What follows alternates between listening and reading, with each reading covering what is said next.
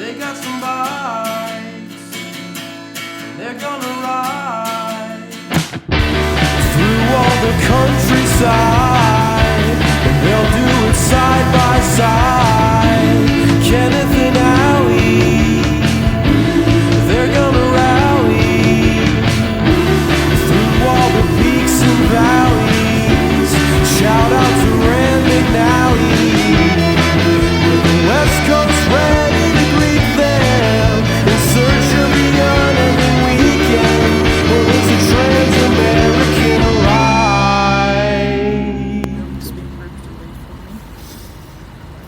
All right.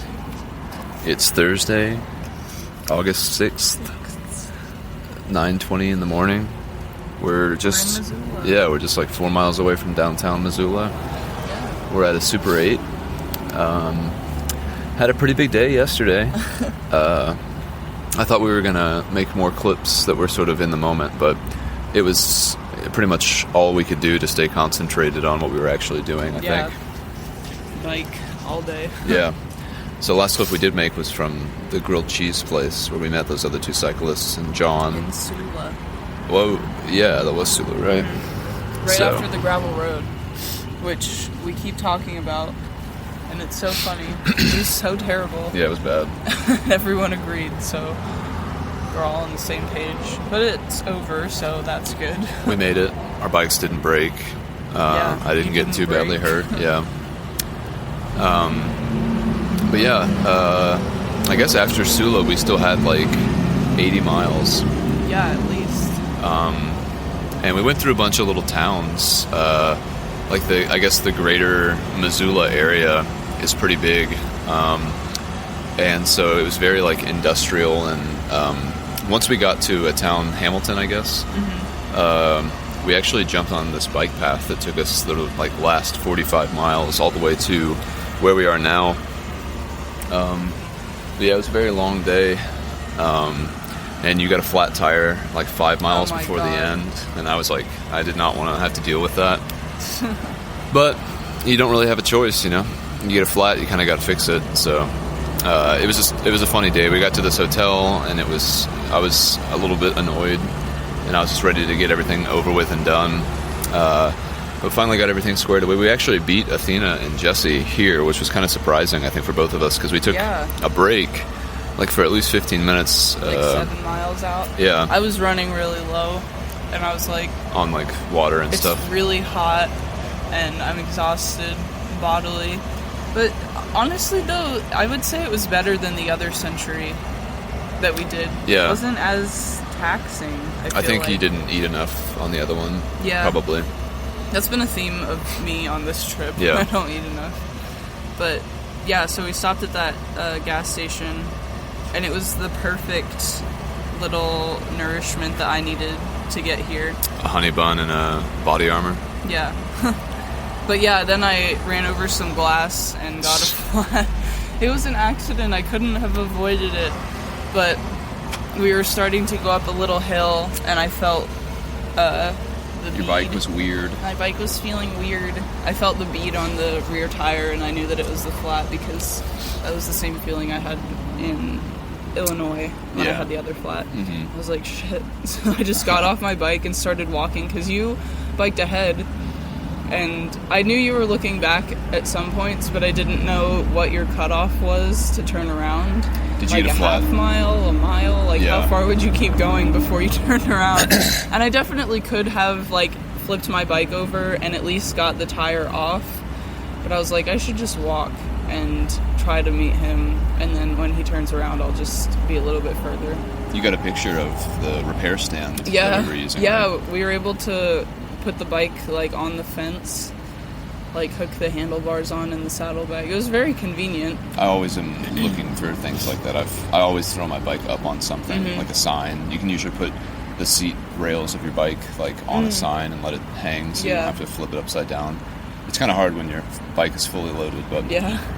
But, yeah, it was a huge piece of glass, huge enough that I could see what the problem was. Yeah. And it was a perfect little shard right into the tire and tube. Yeah. So... Yeah, might need to look through the bike shops today, possibly consider a new tire. Maybe. because that was a pretty bad piece of glass, and so that might have gone through no matter what. Right. But yeah, when you start to get those kind of things, I mean, you got a new back tire back in Illinois, and that was only a little bit more than 1,000 miles in, I think. So you've put at least 1,000 miles on that tire. 2,000. Yeah. True. Yeah, and it got a lot of weight on it. But we did a really good push yeah. from there to here. It was only 5 miles, and I was feeling very good. And you always feel fine. Well, usually, yeah. But it was getting really hot, and the sun was like, we're still going north. Yeah, so it was on our left all yeah. the whole afternoon. And when it was setting, it got just to the point where it was like underneath my sunglasses. Yeah. So it was blinding on the left side. It was burning my face, and like, yeah. Look at this sunburn. This is all peeling. Wow. I have like different layers. Yeah. Yeah, it's hard to get away from the sun. But we rolled in with our odometers at 117, biggest day ever. Yeah, close to 200 and it kilometers. was really good. Like, I didn't feel wrecked. Yeah. We got this great hotel. Thanks, babe. Yeah. Yeah, we had a biker discount, so for all of us to stay here was only $80, which is not bad. Spent more than that on other things. gotten less for more. So we went over to the Pizza Hut after we got here, got some beers, and actually hung out at the Pizza Hut for a long time. Yeah. Athena had a friend who was coincidentally in Hamilton come by, and they hung out for a while too. You and I were the first ones to take showers and go to bed at like 11:30. Yeah. And then it was a late night. Yeah, Jesse and Athena and what's her name? Sass. Sarah. Yeah. Sass. They all came in around midnight. Jesse got in bed, and then Athena went back out with Sass, grabbed a couple beers, and went for a walk around the town. And she said she didn't go to bed until 2. Yeah, that's nuts. Yeah, and we all woke up pretty early, like 7:30 or so. Right now, the power is actually out at the hotel, so we can't do laundry. Yeah, our laundry is in the machine, but it's it can't sad. be done yet. So maybe they'll let us just do the laundry even after we check out or whatever, and we can just come back here and get it later today. Yeah. So I'm wearing my underwear and my fluorescent shirt. It's a pretty good outfit. Gonna probably go to the grocery store today. Gonna go to the ACA headquarters, get our picture taken. Confront them. Yeah. About all their downfalls. Yeah. We have a lot of things to say about the route. But it should be a good day. It's going to be a low mileage day. Yeah, and we're finally going west again for the rest of our trip. We have to go south to get out of Missoula, which is off route. The ACA is 4 miles into Missoula, which is not even en route. Yeah. The only explanation I can think of is the guy that made the route lived in Missoula, and he's like, oh, I should have it come through my hometown. Yeah. So he makes this huge-ass detour that goes all the way north into Montana, and then go back south and cross Idaho. I don't know. It's very weird. It is cool that we're going to be going west for the last time. Yeah. And I don't remember if we've said it before, but we're probably about 2.5 weeks away from being done if we keep up with the same kind of mileage and everything, which I'm sure we will. Mm-hmm. If we can do 117. The terrain in Idaho is a little crazy, though. There's like 5 big passes in the 300 miles between here and Baker City, Oregon. And, it's still, I don't think we get above 6,000 feet, though. So we're actually at like 3,000 feet now, too, which is kind of crazy. Yeah. Lowest we've been since, probably like Pueblo? Oh, way lower than that.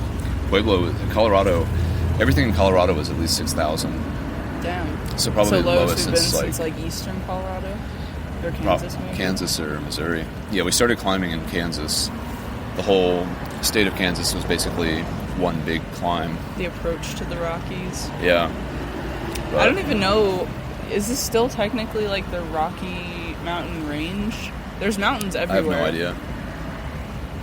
Yeah. But we're through Yellowstone and the Tetons and... All the national parks are done. Yeah, it's so crazy.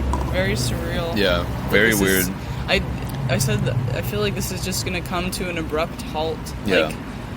Yes, there is the promise of the end, but it's not as notorious and looming as Katahdin. No. So I just feel like we're just gonna keep biking, and then we're gonna get to the ocean, and there's gonna be no more roads to keep going. Yeah. And we're gonna be like, oh, wow. And we've all made a plan to get champagne for the Yeah. the coast, and I like the idea, like you said, if however many miles we are away, like the day before, we'll just do all of them, Yeah. unless it's like 500.